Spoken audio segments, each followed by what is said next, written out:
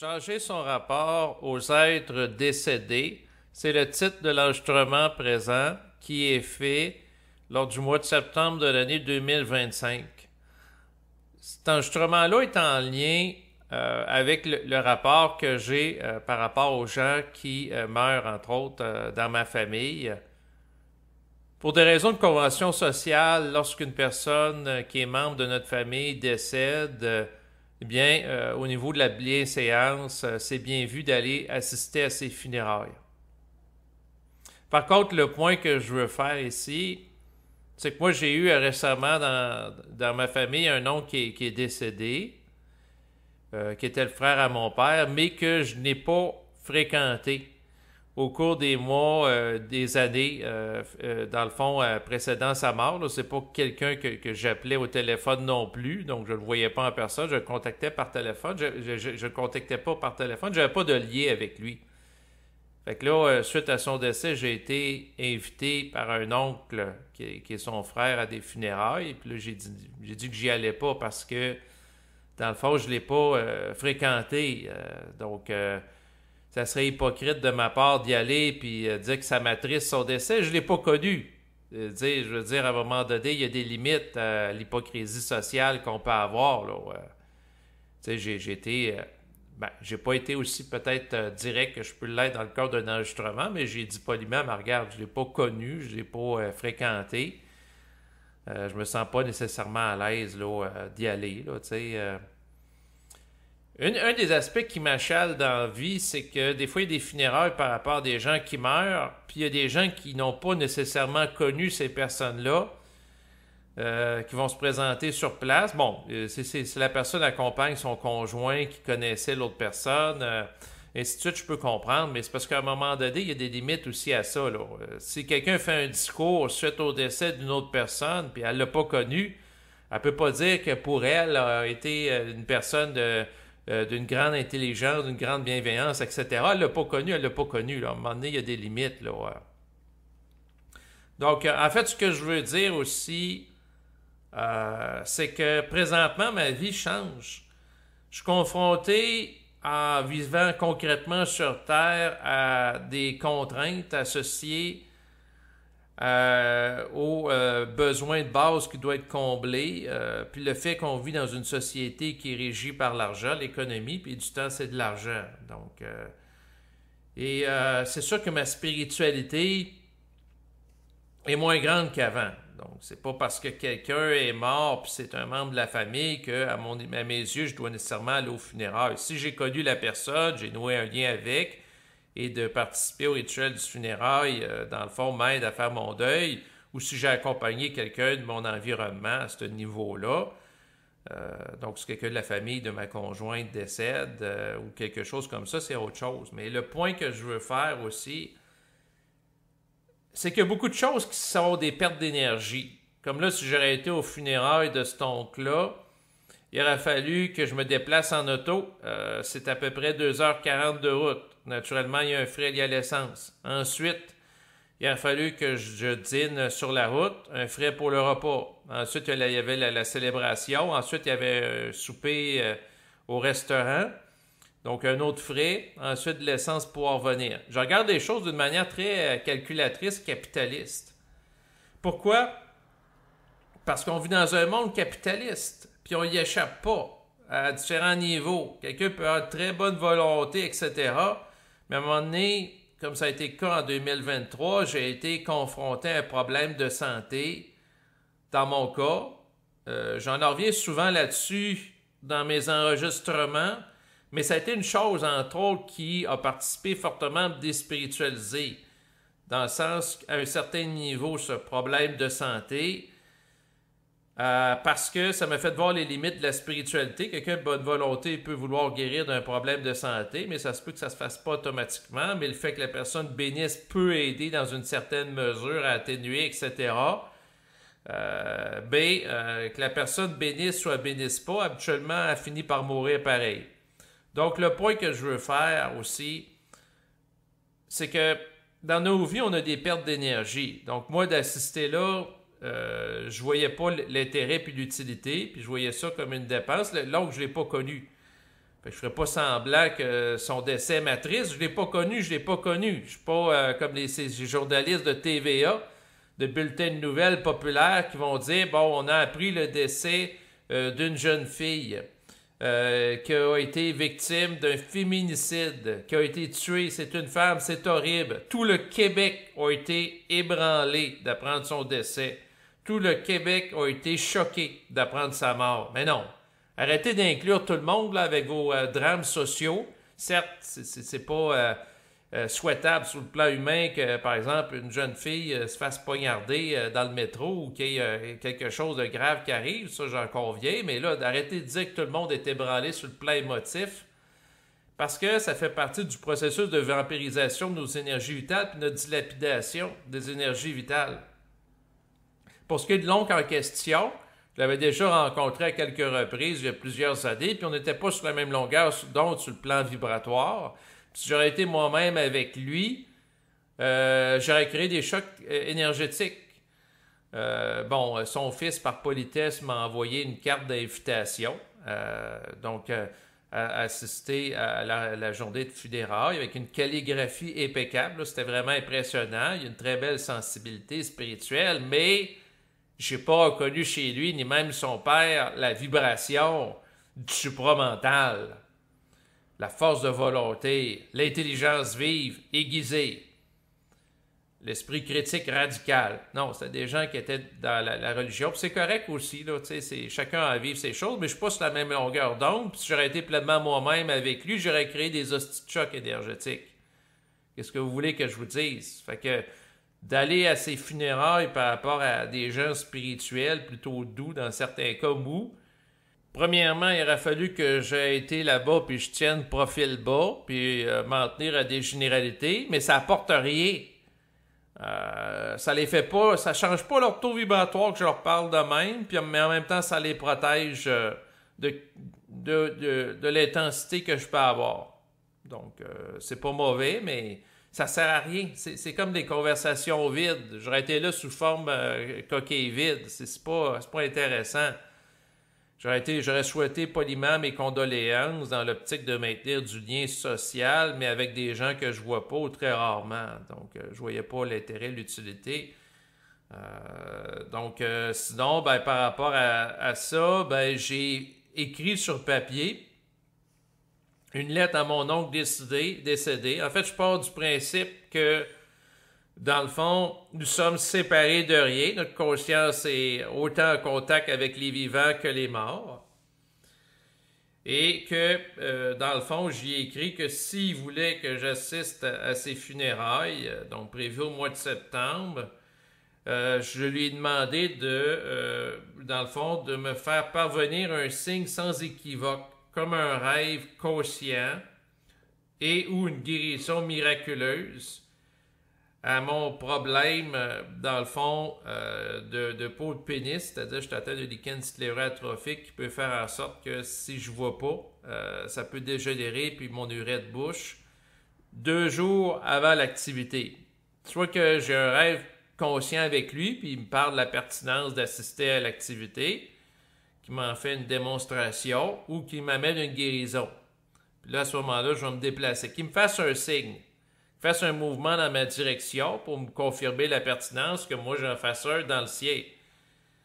Naturellement, j'ai pas eu de rêve conscient l'impliquant, ni de guérison miraculeuse par rapport à mon problème de peau. Donc, j'ai pas été la fin de semaine dernière au funérailles associé à cet ongle-là. Il y a des gens qui peuvent écouter mon enregistrement, ils vont dire « T'es horrible, t'es ignoble, tu fais du marchandage avec un oncle décédé avec sa conscience. » Ben oui, mais c'est parce que je vis en contexte capitaliste, du temps c'est de l'argent. Le temps que j'utilise, en fait, le voyagement en auto, les repas, si j'ai ramené ma compagne, ma fille aussi, ça amène des repas supplémentaires, c'est de l'argent que j'utilise pas pour investir en crypto-monnaie pour m'enrichir. Il y a des gens qui vont dire, là, t'es mercantile, t'as des rapports transactionnels avec les êtres décédés. Certainement. Certainement parce que je suis pris à composer avec un monde lié à de l'argent. Si les êtres décédés, dans le fond, me donnent des guérisons miraculeuses liées aux problèmes de peau que j'ai, Mais là, je suis content là, en passant, mon état est stable, mais c'est parce que j'ai beaucoup souffert en 2023 quand mon urètre était sur le point de boucher, puis à chaque fois que j'urinais, ça me faisait mal. J'en parle souvent dans mes enregistrements. Je sais qu'il y a des gens qui sont écœurés que je m'entende de ça, mais ça a été mon choc de vie qui m'a amené plus loin dans la déspiritualisation. Même aussi mon rapport au niveau de la conscience supramentale. Parce que les gens, quand ils sont spirituels, vont dire ben, faire de l'argent, c'est pas beau, faut que tu pries les êtres qui sont décédés pour avoir des guérisons. Si ça marche pour eux, tant mieux. Mais si ça marche pas, ben il faut avoir l'argent. Comme là, je vais voir au mois d'octobre mon neurologue, ça va me coûter 220$ pour une consultation de suivi qui dure à peu près 10 minutes. Lui, il n'y a aucun problème de spiritualité à charger. Donc, tant mieux pour lui s'il peut vivre décemment là, de son travail. Là. C'est pas une question. Là. Les gens n'ont pas tous à faire des vœux de pauvreté, mais c'est qu'il y a des limites à la spiritualité. Puis, mon rapport avec des êtres décédés, où la conscience supramentale est dans un rapport à un certain niveau transactionnel.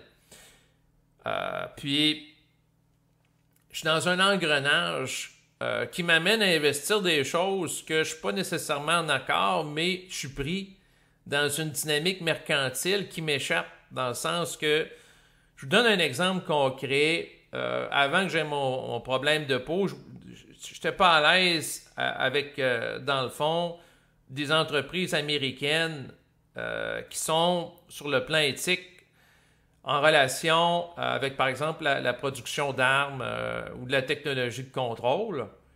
Mais quand je regarde les choses avec ma conscience, ou que les forces spirituelles ne vont pas nécessairement pallier à tous nos besoins, des fois j'ai l'impression qu'ils ont laissé tomber certains êtres humains ou qu'ils n'ont pas la force de répondre aux besoins des êtres humains, ça c'est un autre aspect.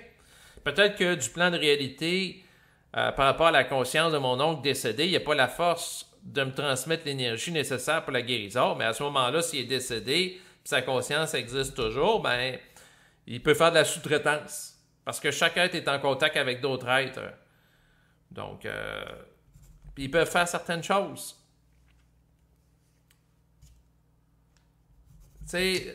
Mais le point que je veux faire, puis je vais essayer d'être clair, c'est que présentement, j'investis dans des entreprises. Prenons par exemple Palantir. Palantir, c'est une entreprise qui a été financée par la CIA, qui vise à utiliser l'intelligence artificielle pour le traitement de données et d'informations à des fins gouvernementales ou des entreprises privées pour faire prendre des décisions. Un exemple de décision qui sont prises avec Palantir, c'est que Palantir, dans le fond, la technologie a été utilisée dans le cadre du projet Lavender, donc lavande en français, en Israël, visant à identifier les gens à tuer, à éliminer comme étant des terroristes. Donc, l'intelligence artificielle va traiter des grandes quantités de données pour déterminer les cibles de gens que ce serait, par exemple, des membres du Hamas à éliminer. Donc, on a utilisé l'intelligence artificielle pour déterminer les gens qui vont être éliminés par la suite par des soldats là, israéliens. C'est sûr qu'on est très proche que ce soit l'intelligence artificielle qui s'élimine d'une manière automatisée. Est-ce que je suis d'accord avec cette technologie-là? La réponse, c'est non. Mais est-ce qu'elle connaît une grande croissance? Ben, Palantir vaut au-dessus de 300 milliards de dollars américains en termes de valorisation. Donc, est-ce que c'est une entreprise, sachant que les gouvernements veulent contrôler l'humanité, qui risque de prendre l'ampleur? La réponse, c'est oui. Est-ce que le fonds négocié en bourse se rapportant à Palantir d'Arvest donne des bonnes dividendes? La réponse, c'est oui. Est-ce que, dans le fond, d'investir là-dedans, strictement sur le plan économique, c'est une bonne idée? La réponse, c'est oui. Par contre, quand on est spirituel, on va dire on n'investira pas là-dedans. Puis telle l'autre entreprise a fait de la pollution, on n'investira pas. Ouais, mais finalement, on n'investirait pas nécessairement du tout. C'est ça le point. Fait que là, c'est un petit peu le dilemme moral. Mais là, si on n'investit pas pour faire de l'argent à la bourse, ou on n'a pas une vision mercantile de la réalité à un certain niveau, puis on se ramasse avec un problème de santé, puis on n'a pas l'argent pour aller voir le médecin, où on est laissé pour compte par un système public en décrépitude, c'est nous autres qui est dans la merde. Tu sais, moi, j'ai mon instinct de survie, dans le sens que, puis par rapport à mes proches, ça soit ma compagne, ma fille aussi, que à quelque part, je suis pris dans un engrenage que si je n'ai pas le support des êtres spirituels, ben, je suis obligé de vivre à un certain niveau avec un esprit calculateur pour être capable de répondre à mes besoins puis faire face aux problèmes liés au système. Donc, la spiritualité a ses limites. Tu sais, quelqu'un qui dit « Ah, ben, je vais aller assister aux funérailles pour faire plaisir à des gens de la famille que je vois pas. Puis, je vais tout simplement être là pour dire bye-bye. » Ouais, mais est-ce que ça apporte quelque chose de créatif? La réponse, c'est non. Puis eux autres peuvent même voir ça plus stressant s'il y a plus de monde parce que ça représente plus de gestion. Puis habituellement, ces gens-là, quand il y a des gens qui ne décèdent pas à tous les jours, ne sont pas habitués. Puis quand je regarde les choses d'une manière très, très, très stricte, parce que je suis confronté, je lis beaucoup les livres ces temps-ci de Yuval Noah Harari. C'est un écrivain qui est athée. Bon, ben, lui, tout ce qui est spirituel, à quelque part, c'est lié sur de la croyance, sur de l'imaginaire collectif partagé entre des individus qui va les amener, dans certains cas, à collaborer en fonction de certains agendas. La vision qu'il a, parce que pour lui, que la croyance en Dieu, au dollar américain ou aux crypto-monnaies, tout ça, c'est des éléments auxquels les gens donnent de l'importance en fonction de consensus intersubjectif qui va servir à donner de l'importance à certains éléments, mais c'est lié en fonction de construction sociale. Donc pour lui, Dieu n'existe pas en soi. Même chose par rapport à l'argent sans conscience humaine pour en nourrir sa valeur. Même chose pour la valeur qu'on peut donner à des crypto-monnaies, ainsi de suite. Donc, de cette perspective, ça revient à une vision très terre-à-terre des choses. Puis des fois, je suis obligé, avec les années, de plus de l'avoir en disant, ben, à un moment donné, la spiritualité, ça a ses limites. Les êtres spirituels, soit que dans le fond, d'une perspective comme Yuval Harari, tout ce qui est dit par rapport à eux, c'est de la fabulation, même chose pour le supramental, puis que c'est juste l'argent ou la capacité de répondre à des besoins physiques qui est fondamentale. À mon avis, il y a plus que ça qui existe, mais s'il y a plus que ça qui existe, puis ces êtres-là ou ces forces-là n'interviennent pas directement pour améliorer le sort des êtres humains, alors que les êtres humains sont confrontés à des enjeux sur le plan matériel ou physique, il y a une crise de problème. Moi, j'ai de la rancune par rapport à l'esprit, à un certain niveau, aux êtres spirituels. Si je leur demande des choses, puis je les ai pas, bon, si je demande d'avoir une grosse maison, une auto de luxe, une Lamborghini, parce que je regarde des fois des gens, des investisseurs de la crypto, il y en a qui vont se présenter là, dans des vidéos en exhibant là, leur auto de luxe, la grosse maison, puis en faisant miroiter que si on s'abonne à leur club, à leur formation, que nous aussi, on peut avoir des autos de luxe. Il y en a un influenceur, il a 3 autos de luxe, puis il fait exprès, là, il fait dans une vidéo, il dit « Ah, aujourd'hui, là, c'est laquelle de mes 3 autos que je vais prendre? » Ah, je vais prendre celle-ci. Puis là, il se présente en auto de luxe. Puis là, pour laisser croire que si on suit ses formations, par la suite, nous autres aussi, on va avoir les autos de luxe, la grosse maison. Mais dans mon cas, ce qui m'amène à être obsédé par l'argent ou à investir en crypto, c'est pas d'avoir des autos de luxe ou la grosse maison, c'est d'avoir des soins de santé décents. C'est sûr que sur YouTube, si je fais des vidéos puis je parle de ça, on s'entend que j'attirerai pas la foule. Ce que les gens veulent, c'est le rêve. Le rêve d'être riche, d'avoir la maison, etc. Moi, ce que je veux, c'est un rapport de force intelligent avec l'occulte, que ce soit les êtres décédés, l'esprit, les êtres sur le plan supramental, tous les niveaux, puis avoir une santé décente pour moi-même, puis être capable de fonctionner dans ma réalité. Tant que j'ai mon problème de santé, durette, ça m'a rafforci dans un esprit calculateur puis capitaliste. C'est ça que ça a fait. Puis les constats que je fais sont vraiment pas roses. Parce que quelqu'un pourrait dire « Ouais, mais t'investis dans des entreprises que c'est pas nécessairement humanitaire. » Mais c'est sûr, c'est pas des organismes à but non lucratif, celles qui figurent sur le Nasdaq 100, ils sont là pour l'argent. Puis là, les gens vont dire « Ah, c'est pas beau d'être pour l'argent. » Ouais, mais c'est dans un monde qui est régi par l'argent, puis si ça te prend ça pour des soins de santé décents, à un moment donné, Puis les êtres spirituels ou même un supramental ne pourvoient pas à tes besoins à ce niveau-là. Donc pourquoi te soumettre à ces réalités-là ou les mettre sur un piédestal? Donc si la personne est concrètement prise avec un problème de santé qui ne se règle pas, à un moment donné, il y a des hosties de limites. Donc, mon rapport spiritualisé que j'avais avec ma source, l'esprit, ou les êtres angéliques ou les êtres spirituels, a ses limites. Donc, c'est ce que je voulais mentionner. Puis, de plus en plus avec le temps, si dans l'avenir, il y a d'autres personnes qui décèdent dans ma famille, c'est des gens que je ne les connais pas, je me sens pas obligé d'aller assister à leur funérailles.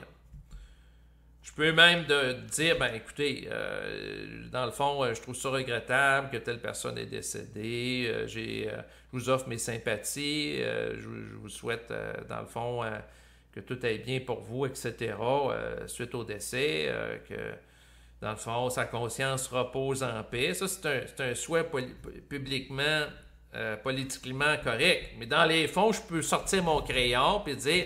Est-ce que telle personne, sa conscience va résider en paix? Ça peut dire non, Chris, la personne n'est pas fusionnée avec l'esprit, donc elle doit être épurée sur le plan mental. Donc, possible, il doit y avoir un travail qui doit se poursuivre. La personne n'est pas ajustée, n'est pas ajustée, donc elle va être travaillée par des forces. Puis à un certain niveau de ma contestation des forces, je peux faire partie du travail que les forces exercent sur moi. C'est tordu, mais c'est ça. Puis l'esprit capitaliste que j'ai en m'amenant à prendre ma finance en main, ça fait partie de mon rapport de force avec l'occulte en disant, ben là, c'est pas parce que quelqu'un est décédé que tous les gens de ma famille y vont qu'il faut que j'y aille. C'est pas parce que quelqu'un se jette en bas du pont que moi aussi, il faut que je me jette en bas du pont. On a des ressources limitées sur la Terre, puis une des ressources limitées, c'est l'argent. Là, les gens spirituels vont dire, c'est pas beau de vivre pour l'argent, mais prends la même personne, puis dans le fond, là, je suis bien curieux de voir qu'est-ce qui va arriver avec mon cousin qui a fait de vie de pauvreté. En étant dans le bouddhisme, bon, il est dans la quarantaine, c'est pas trop pire présentement, mais quand il va avancer en âge, il a des problèmes de santé, cataracte par rapport aux yeux, problèmes de dos, problèmes d'urètre ou de prostate. Si la prostate bouche où il y a des problèmes de jet urinaire, puis ça il prend une opération, puis finalement, dans le privé, il est pogné à attendre un paquet d'années où il se blesse à un genou, puis ça il prend une opération, que ça vaut 30 000 au niveau de l'effritement du cartilage par rapport au genou, si tu n'as pas l'argent, tu souffres. C'est ça la réalité concrète. Peut-être qu'un jour, à des fins pédagogiques, si j'ai une tante, elle était croyante, elle voulait être religieuse, une bonne personne, une personne spirituelle au Québec. Bon, ça fait des années qu'elle est en CHSLD, donc résidence pour personnes âgées, puis elle, littéralement, est dans la marde. Dans le sens que de par ses croyances religieuses, l'euthanasie, c'est pas beau. C'est une chrétienne catholique, elle voulait être religieuse, donc pour elle, de se faire euthanasier, c'est pas beau. Par contre, au quotidien, elle a la difficulté à se lever debout ou fonctionner. Fait qu'il faut qu'une préposée aux bénéficiaires aille dans sa chambre pour aller aux toilettes. Si elle n'est pas là, soit qu'elle se retient ou elle fait ses besoins dans une culotte de continence. Puis elle baigne dans son urine puis ses excréments. Faute de ressources. Mais si elle avait de l'argent, elle pourrait se payer quelqu'un qui pourrait l'accompagner lorsqu'elle a besoin d'aller aux toilettes plutôt qu'attendre après une préposée aux bénéficiaires qu'on ne sait pas si elle va arriver. Puis ça fait des années que ça dure. Mais là, c'est sûr que ça prend des fortunes. C'est tout dépendant. Mais, tu sais, je regarde ça. C'est dans un sens, c'est une aberration. Elle, ça fait... ça doit faire au-dessus de 16 ans qu'elle est en CHSLD. Puis elle meurt pas. Mais dans sa croyance que l'euthanasie, c'est pas beau, etc., ou se laisser mourir, c'est pas beau, je pense que c'est ce qui la garde en vie, sa croyance en Dieu, puis la prière. Elle voulait être à la base une religieuse. Elle a des problèmes de santé, naturellement, les religieuses n'ont pas accepté. Fait que c'est son destin tragique, mais son destin tragique est éducatif pour moi en réalisant que ça joue beaucoup sur une question d'argent dans la vie. C'est une dimension qu'avant mon problème de peau qui m'a amené à dépenser de l'argent au privé était pas aussi me préoccupait pas autant, mais là ça me préoccupe plus en voyant les limites du système. Puis les systèmes spirituels, bien beau qu'elle aille à tous les jours, peut-être pas à tous les jours, mais à toutes les semaines à la messe, ou de regarder qu'elle regarde la messe à la TV, mais si ça ne guérit pas, ça ne guérit pas. Puis là, il est pris dans une situation qu'elle ne peut pas travailler, elle ne peut pas se refaire financièrement. Puis est pris dans un contexte qui n'est pas nécessairement agréable.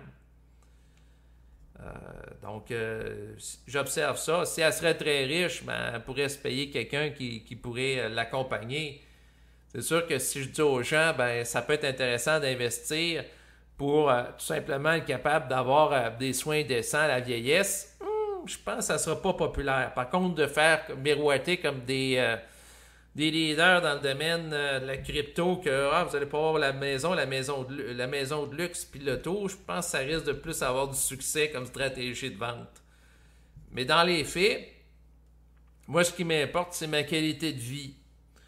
Donc dans ma vie, que j'ai pas d'auto de luxe, que j'ai pas de maison, château avec vue sur l'océan, ou à Bali, là, je pense entre autres à un des leaders influenceurs dans le domaine de la crypto. Là, il achète des villas à Bali, puis des beaux endroits là-bas avec de la plage, de la végétation exotique. Ben oui, mais tant mieux pour lui. Regardez, c'est bien, mais le point, c'est que moi, dans mes priorités de vie, c'est tout simplement un état de santé décent. Là, je suis encore obligé de m'enfoncer une tige 2 fois par jour pour pas que mon urette bouche, parce que j'ai encore de la peau blanchâtre au lieu qu'elle soit rose dans l'urette. Ça m'écoeure, ça me fait chier, mais ça me garde sous tension avec un rapport de force plus aiguisé avec l'esprit. Probablement que je n'aurais pas ce problème-là de santé. J'aurais pris tel oncle qui est décédé. J'ai arrêté en suivant l'hypnose collective et l'injonction que si quelqu'un meurt dans la famille, il faut y aller par support. La valeur de la famille a une certaine importance dans ma vie. J'ai une importance à ma compagne, à ma fille. Sauf que je vois les limites aussi, parce que notre argent est limité. Donc, notre temps aussi est limité. Puis du temps, c'est de l'argent. On vit dans un monde capitaliste. On le voit avec les revenus d'intérêt et les revenus de dividendes. Les revenus de dividendes, à chaque mois, quelqu'un qui investit peut avoir un montant d'argent. Puis, plus qu'une dette court avec des intérêts, c'est ce qui permet à des gens d'être riches, puis à d'autres de s'empauvrir. La personne qui s'endette fait progressivement dilapider, vampiriser tout ce qu'elle a. Si elle s'enlise dans l'endettement, comme une dette de carte de crédit, comme par exemple à du 19 ou 21% d'intérêt par année, l'autre qui empoche ça, il devient de plus en plus riche. Puis le système dans lequel on vit sur le plan planétaire est fait de manière que tu as des gens qui deviennent de plus en plus pauvres, même chose pour des gens de pays qui s'endettent, puis tu as des gens qui sont les créanciers, qui prêtent l'argent au pays. Comme n'oubliez jamais que la Fédérale Réserve aux États-Unis, c'est une banque privée. Ben oui. Mais c'est les citoyens américains qui doivent payer les intérêts sur la dette. Donc, les gens qui prêtent l'argent s'enrichissent. Puis, il y a aussi les autres personnes qui s'appauvrissent. C'est ça. Moi, c'est sûr que quand j'étais plus jeune, j'ai dit il faut changer les choses, il faut être spirituel, être conscient. Puis, au niveau santé, il suffit de bénir. Oui, il y a un certain impact. L'état d'esprit, le taux vibratoire qu'on a, mais c'est pas absolu. Puis, tu as des gens qui bénissent, j'en pense à un, entre autres, qu'il a fallu qu'il soit opéré pour des cataractes pour les yeux, comme tout être humain qui est vieilli. Donc, je veux dire, à un moment donné, il y a des réalités biologiques qui ont de l'incidence sur des gens. Donc, quelqu'un peut bénir, mais être confronté à des problèmes par rapport aux gens qui avancent en âge, comme par exemple les genoux puis le cartilage qui rapetissent. Ça peut moduler l'expression de la génétique ou du corps humain, mais ça, là, c'est limite. Mais c'est sûr que dans un sens, c'est mieux que rien. Mais le point que je veux faire, c'est que on est obligé de composer avec une société de parasitage malsaine. Peut-être, comme là présentement, j'ai cotisé pour un régime épargne-études par rapport à ma fille. Le gouvernement du Québec donne 30% par rapport à ça lorsqu'on met de l'argent. Donc, c'est quand même intéressant. Puis l'argent va pouvoir fructifier au fil des ans si ma fille fait des études. Et mon souci premier, pragmatique, c'est de mettre de l'argent dans des choses qui performent. Donc, si j'ai le choix de mettre de l'argent dans un fonds qui est lié supposément au respect de l'environnement, qui donne un rendement moindre que le Nasdaq 100, ben, je vais en mettre dans un Nasdaq 100. Si rendu à l'âge adulte, âgé de 18 ans et plus, ma fille me reproche en disant, ben écoute, tu aurais dû mettre ça dans un fonds écologique et t'avoir un rendement moindre, ben je vais dire, l'argent qui a été économisé puis investi, est-ce que tu la veux? Probablement qu'elle va me dire oui. Bon, ben, puis est-ce que tu veux avoir de l'argent pour étudier? Elle va probablement me dire oui, plutôt que pas en avoir. Puis est-ce que là, je vais lui dire, ben, tu peux utiliser l'argent pour une marge de manœuvre pour ta santé. Si je ne souhaite pas qu'elle ait le même problème de peau que moi, parce qu'il y a une dimension héréditaire, j'ai une autre personne dans la famille qui a le même problème que moi. En fait, deux autres. Il y a d'autres familles, ben, le problème, c'est le diabète. Il y en a d'autres, c'est le problème de l'intestin, et ainsi de suite. C'est en lien avec des failles génétiques. Mais le point, c'est qu'on est toujours confronté dans un système qui nous change malgré nous. Comme moi, je ne m'aurais jamais intéressé à l'investissement autant depuis les 2 dernières années, puis l'investissement en crypto, si j'aurais pas eu le problème de santé. Donc, je suis devenu plus pratique, moins spirituel. Puis je regarde les choses d'une manière un peu comme les êtres humains normaux. Les êtres humains normaux sur la Terre, ben c'est avant de faire une formation en crypto, c'est quoi que ça peut me rapporter? Ou l'investissement, c'est quoi que ça me rapporte? Puis là, les gens spirituels sur Terre vont dire, ben là, ils pensent juste au profit, ils se foutent de l'environnement ou ils se foutent de l'éthique. Ouais, mais tu outil de l'éthique et du respect de l'environnement, mais si tu te ramasses pareil avec des problèmes de santé ou autres, il y a un décalage lié au fait que c'est pas parce que tu dis quelque chose que tu vas être protégé contre la folie humaine. Puis des fois, il faut que tu investisses dans des entreprises qui sont pas nécessairement correctes sur le plan éthique pour avoir du rendement, pour compenser pour les failles du système social. Fait que là, il y a tout un dilemme éthique derrière ça, là, qui peut avoir, puis qui peut être sujet à débat. Peut-être un jour, ma fille, avec l'esprit critique, va regretter ou avoir une critique de mes choix d'investissement, mais si elle aussi est confrontée à un problème de santé, style un problème de santé chronique, parce qu'après tout, ma belle-mère est atteinte du diabète, bon, ben, si elle est atteinte du diabète, ça coûte une fortune à chaque mois, chose que je ne souhaite pas par rapport à, dans le fond, de la médication en lien avec ça. Ben, elle va peut-être avoir été contente que si je peux épargner, puis économiser, puis investir pour elle, puis qu'elle peut bénéficier de ces rendements-là par la suite pour compenser le problème de santé. Sachant très bien que pour l'entreprise pharmaceutique, le diabète, ça représente quoi? Ça représente un revenu récurrent. Donc, quelqu'un qui a le diabète, c'est un peu le jackpot parce que c'est comme un abonnement Netflix à chaque mois. Dans le sens que si la personne est obligée d'acheter de l'insuline, comme on voit ça aux États-Unis, ils vendent ça à des prix super élevés, puis les personnes n'ont pas le choix de prendre son insuline pour fonctionner. Bon, ben, elle est captive.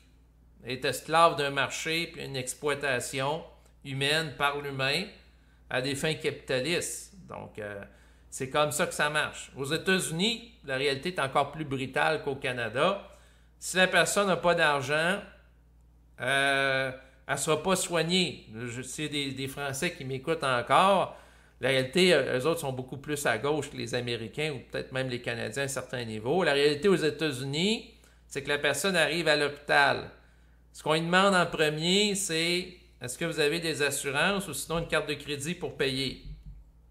Si elle n'en a pas, ça se peut qu'elle ne soit pas soignée. Puis là, il y a sans doute des Français ou des Européens qui vont dire c'est pas possible. Ben oui, mais c'est comme ça, les États-Unis. Si tu as de l'argent, tu as des soins récents, puis en plus, tu peux avoir des soins décents, puis en plus, tu peux avoir des soins à fine pointe de la technologie qu'on n'a pas encore au Canada, ni même en Europe. Pourquoi? Ben, si par exemple quelqu'un est atteint d'une maladie rare aux États-Unis, puis cette personne-là est millionnaire ou est très riche, ben, elle peut financer des chercheurs ou elle peut financer des expérimentations, etc., pour avoir tout ce qui est meilleur. Mais si tu n'as pas d'argent, ben, tu es laissé pour compte. C'est ça le système américain pour nombreux Américains. Puis le système d'Healthcare, l'Obamacare qui a été mis en place sous le régime d'Obama. Bon, ben récemment, j'écoutais une émission de radio qui disait, ben, Donald Trump, là, par rapport aux soins, au système de soins de santé, va priver des millions d'Américains de soins de santé avec les coupures qu'il a faites. Donc, tu as des millions de personnes aux États-Unis qui n'ont pas accès à une couverture médicale minimale. Puis là, l'autre animateur dit « Ah, ça doit être par rapport à des immigrants illégaux. » Non, non. Des Américains. Puis là, les gens ne croyaient-moi pas sur parole. Faites vos vérifications. Donc, c'est la réalité. Fait que soit que tu as de l'argent, puis tu peux avoir des soins décents de santé, ou soit que tu n'en as pas. Puis moi, dans le fond, quand je regarde ça, c'est sûr que j'aimerais ça pouvoir investir dans des entreprises qui sont éthiques ou conformes à mes valeurs. Mais si j'ai pas de rendement qui me permettent de me payer des soins de santé décents par la suite ou de répondre à mes besoins en tant que parent par rapport à ma fille ou mes responsabilités familiales ou par rapport à ma conjointe, c'est pas intelligent. Fait que je suis pris dans une mécanique. Mais c'est ainsi, je veux dire. Puis à un moment donné, toutes les entreprises ont réussi à s'ajuster sous la pression populaire. Mais tout ça pour dire quoi? Ma vie, c'est pas ce que je veux en passant. Je fais pas ce que je veux dans ma vie, je fais ce que je peux, ce qui est pas pareil. Puis, des fois, je pense écrire un livre, une histoire. La personne vient d'une autre réalité, est consciente, elle s'incarne dans un scénario de vie sur la Terre, puis elle dit, ben là, je vais enseigner aux gens c'est quoi la conscience. Là, elle se rend compte que la personne, c'est un avatar, là, puis elle vient d'un autre plan de réalité, qu'un autre taux vibratoire, puis une autre conscience. Elle se rend compte que les gens, ils n'en veulent pas. Fait que là, elle donne de l'instruction supramentale, ils n'en veulent pas plus. Des conseils ou de l'information pour favoriser la santé, ils n'en veulent pas plus. Puis là, il dit, ben, je vais m'attaquer à quelque chose de plus basique, là, comment aider les gens à être plus riches puis sortir de la pauvreté. Puis en général, les gens n'en veulent pas. Fait que là, la personne, toutes ses raisons de mission spirituelle pour l'humanité, que ce soit amener une conscience différente, favoriser la santé physique, mentale, financière, elle se rend compte qu'il n'y a rien à faire.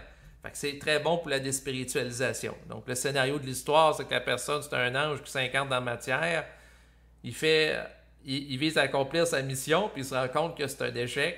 Fait que finalement, ben, il prend ça relax, puis il regarde l'humanité sombrer dans la déchéance. Puis il vit sa petite vie tranquille, mais avec la conscience que même s'il voudrait aider les autres ou changer leur vie, ça se peut qu'ils n'en veulent pas, ou que la plupart n'en veulent pas, en fait. Sur la Terre, je fais des prédictions. Des fois, elles sont négatives, mais le problème, c'est que ça se réalise.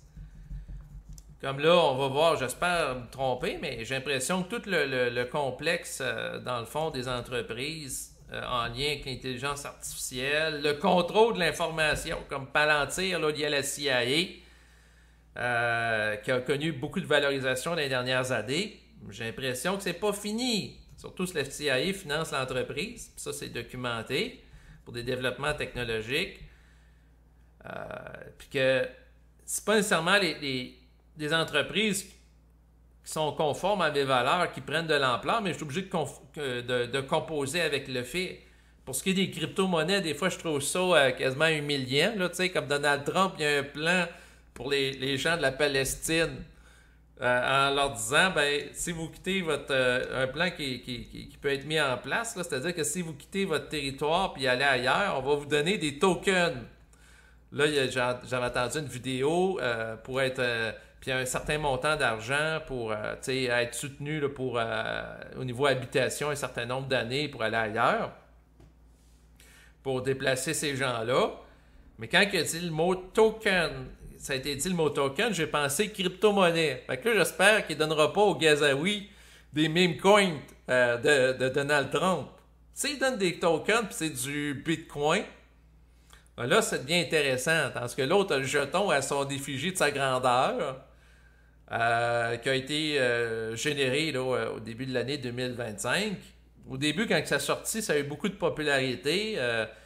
C'était, dans mon souvenir, au-dessus de 45 US, puis après ça, ça tombait à peu près à 8 américains, puis ça n'a pas remonté. Fait que là, c'est donne de ça au monde de la Palestine en disant, on va vous donner des jetons, vous allez vivre ailleurs, puis vous allez vivre avec ça. Ben, non. Mais,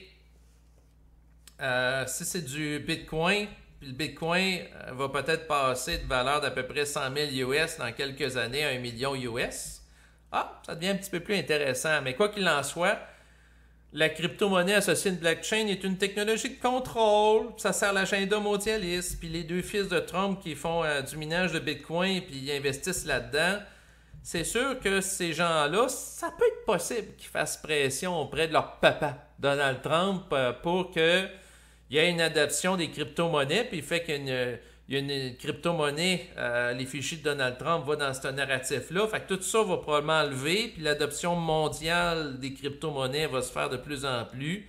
Puis l'année 2025, comme les prochaines années, vont être probablement des années charnières là-dedans, où on va connaître la valorisation par rapport à Bitcoin, Solana, XRP, les plus grandes crypto-monnaies.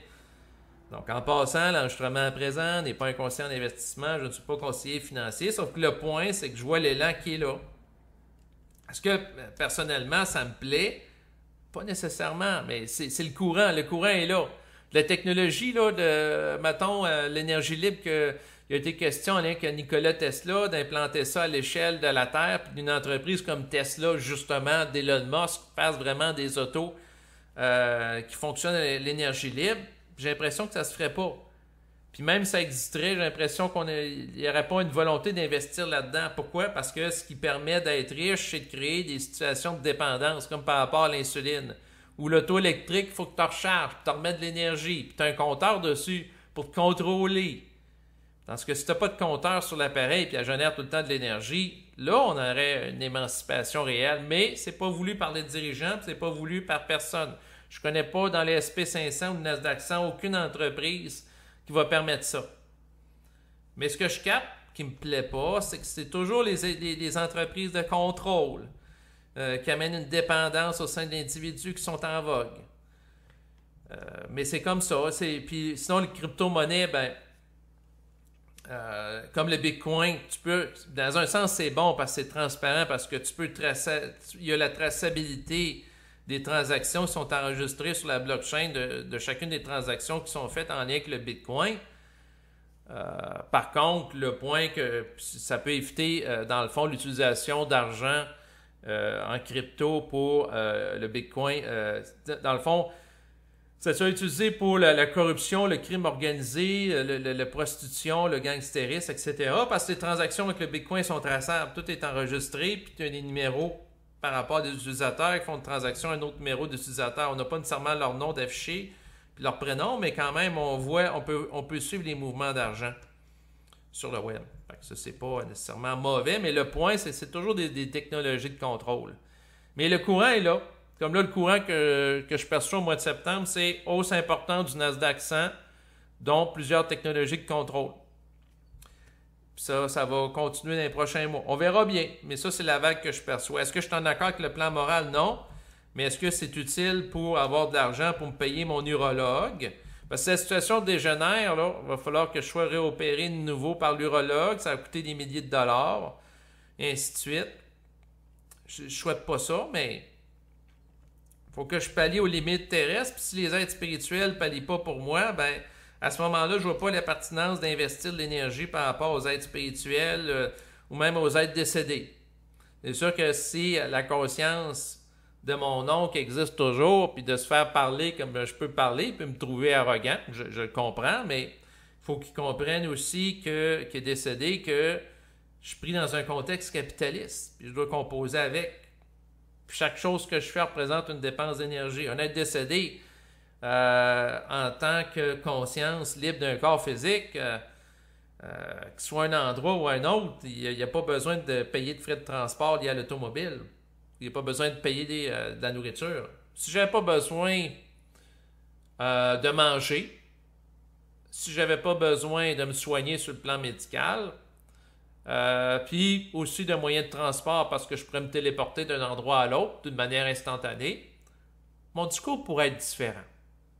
Mais vu que ce n'est pas le cas présentement, je dois composer avec mes limitations liées à mon contexte planétaire d'une manière intelligente. Puis de manière à ne pas me faire manger la laine sur le dos. Puis c'est important de se protéger de l'occulte, puis pas croire, puis arrêter de se sacrifier pour des raisons de service spirituel, puis de réaliser toutes les limites que ça peut avoir. Néanmoins, je veux terminer l'enregistrement en souhaitant que la conscience se rapportant à mon oncle décédé repose en paix, que je n'ai rien contre lui de manière personnelle. De toute façon, s'il n'y a pas un taux vibratoire parce qu'il n'a pas été modifié par les plans systémiques en lien avec des oppositions qui ont altéré sa psyché et la pénétration d'énergie supramentale, s'il ne vit pas ça, c'est pas de sa faute. Si vous voulez que je vous dise. Si moi je vis des choses que lui ne vit pas, ben c'est pas de ma faute non plus à un certain niveau. Là, ça devient délicat parce qu'on entre dans la question de la responsabilité humaine puis du libre arbitre. Mais bon, sur ces considérations, je vais arrêter l'enregistrement en disant que tout simplement que mon rapport aujourd'hui avec les êtres décédés de ma famille ou des amis, bon, c'est des gens que j'ai loué des liens, je peux aller à leur funérailles, mais sinon, je me sens pas obligé, pour des raisons d'affiliation génétique, d'aller aux funérailles. Là. C'est ce que je voulais mentionner. Je complète cet enregistrement en vous remerciant de votre écoute et en vous disant à bientôt. Au revoir.